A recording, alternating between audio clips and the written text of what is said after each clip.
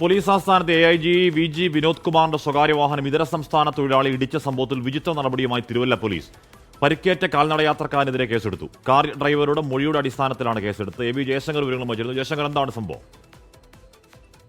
Police ആസ്ഥാനത്തെ AIG VG Vinod കുമാറിന്റെ സ്വകാര്യ വാഹനം MC റോഡിൽ തിരുവല്ല കുറ്റൂരിൽ വെച്ച് കാൽനട യാത്രക്കാരനെ ഇടിച്ചിട്ടു. അതിഥി തൊഴിലാളിയാണ് ഇടിച്ചിട്ടത്. ഓഗസ്റ്റ് 30-നായിരുന്നു ഈ ഒരു അപകടം. ഈ സംഭവത്തിലാണ് തിരുവല്ല പോലീസിന്റെ വിചിത്ര നടപടി. പരിക്കേറ്റയാളെ ഈ അതിഥി തൊഴിലാളിയെ പ്രതിയാക്കിയാണ് പോലീസ് നിലവിൽ കേസെടുത്തിരിക്കുന്നത്. ഈ വാഹനം ഓടിച്ച AIGയുടെ ഡ്രൈവറുടെ മൊഴി വാങ്ങിച്ചാണ് ഇത്തരത്തിൽ പരിക്കേറ്റ ആൾക്കെതിരെ പോലീസ് കേസെടുത്തത്. സംഭവവുമായി ബന്ധപ്പെട്ട് വലിയ തോതിലുള്ള ഒത്തുകളി നടന്നു എന്നാണ് പോലീസിലെ തന്നെ ഒരു വിഭാഗം പറയുന്നത്. സംഭവത്തിൽ ജില്ലാ പോലീസ് മേധാവി ആനന്ദ് IPSന് കടുത്ത അതൃപ്തിയുണ്ട്.